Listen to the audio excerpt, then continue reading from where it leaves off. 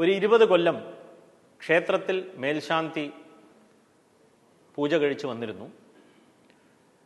രാവിലെ ഉഷപൂജ, അതിനുശേഷം നിവേദ്യങ്ങൾ അർപ്പിക്കുന്നു, പൂജ കഴിക്കുന്നു, ദീപാരാധന കഴിക്കുന്നു, വൈകിട്ട് സന്ധ്യാദീപാരാധന കഴിക്കുന്നു, അർച്ചനകൾ കഴിക്കുന്നു എന്നിങ്ങനെ കുറേ വിഷയങ്ങൾ 20 കൊല്ലം അദ്ദേഹം ഭക്തി ശ്രദ്ധാപുരസ്സരം തൻ്റെ കർമ്മങ്ങൾ ലോപം കൂടാതെ ചെയ്തു വന്നു.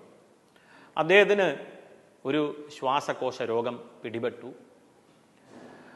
അദ്ദേഹം ചിന്തിക്കുവാൻ തുടങ്ങുകയാണ്, ഇത്ര കൊല്ലം ഞാൻ പൂജ കഴിച്ചല്ലോ ശിവനെ, എനിക്ക് നീ നൽകിയതോ ശ്വാസകോശ രോഗം.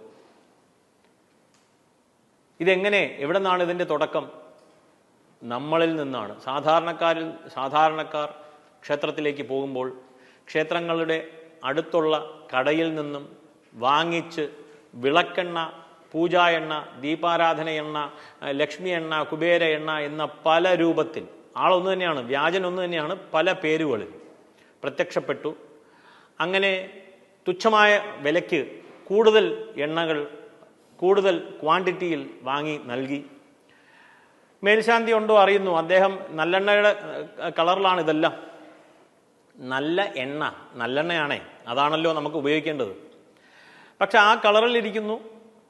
അദ്ദേഹം എടുത്തു വെച്ച് കത്തിക്കുകയാണ്.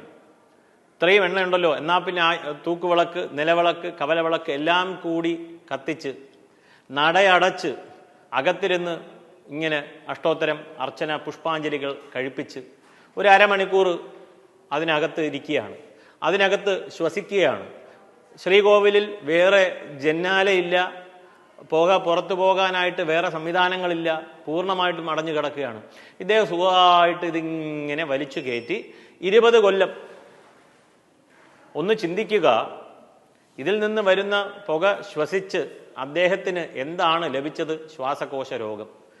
അതിനെ അദ്ദേഹം ശിവന് പൂജ കഴിച്ചത് കൊണ്ടെന്നാക്കി മാറ്റി. കാരണം ജനങ്ങൾ. ക്ഷേത്രത്തിന് അടുത്തുള്ള കടയിൽ നിന്ന് നാം വാങ്ങിച്ചു നൽകുകയാണ് എണ്ണ. നല്ലെണ്ണയുടെ കളറുണ്ട്, പക്ഷേ അത് കെമിക്കലാണ്. ഏവരും ചിന്തിക്കുക, ഒരു പ്ലാസ്റ്റിക് കത്തുന്ന പുക ശ്വസിച്ചാൽ അത് ഗുണമോ ദോഷമോ? ഒരു ടയർ കത്തുകയാണ്, റബ്ബർ, അത് ഗുണമോ ദോഷമോ? ചിന്തിക്കുക. കുറേ നേരം വാഹനത്തിൽ നിന്ന് വരുന്ന പുക ശ്വസിക്കുന്നു, ഗുണമോ ദോഷമോ? ദോഷം തന്നെയാണെന്നായിരിക്കും എല്ലാവരുടെയും അഭിപ്രായം, ഇല്ലെങ്കിൽ ചിന്ത. അതുപോലെ എല്ലാ റെസ്റ്റോറൻറ്റുകളിൽ നിന്നും ഈ വേസ്റ്റായി വരുന്ന എണ്ണ സ്വരൂപിച്ച് അതിനെ കൂട്ടി ഒരുപാട് ശേഖരിച്ച് അതിനെ റീപ്രോസസ്സ് ചെയ്ത് അതിൽ സുഗന്ധദ്രവ്യം ആഡ് ചെയ്ത് അത് നല്ലെണ്ണയുടെ കളർ നൽകി ഒരു ബോട്ടിലിൽ നിറച്ച് തുച്ഛമായ വിലയ്ക്ക് നിങ്ങളിലേക്ക് എത്തിക്കുകയാണ്. കടക്കാർക്ക്, വിൽക്കുന്നവന് മാർജിൻ കൂടുതലുണ്ടാവും.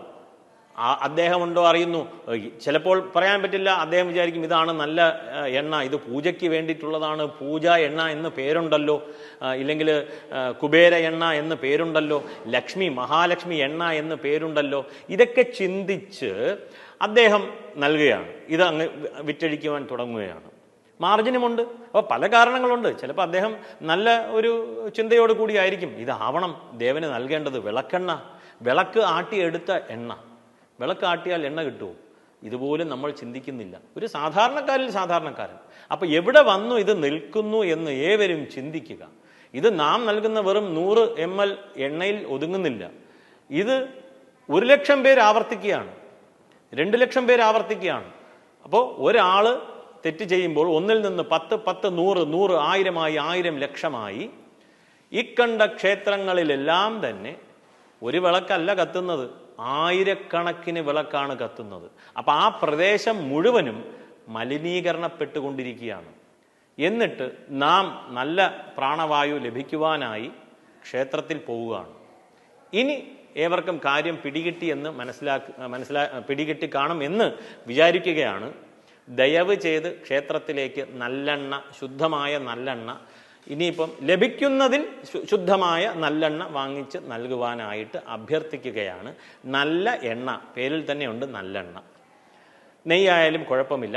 വെറുതെ ആരും വീടുകളിൽ തന്നെ ആയാലും ഇത് ഉപയോഗിക്കരുത്. ശ്വാസകോശ രോഗം വരും എന്നുള്ളതിൽ തർക്കമില്ല. ഇനി അവരവരുടെ ഇഷ്ടം. നമസ്കാരം.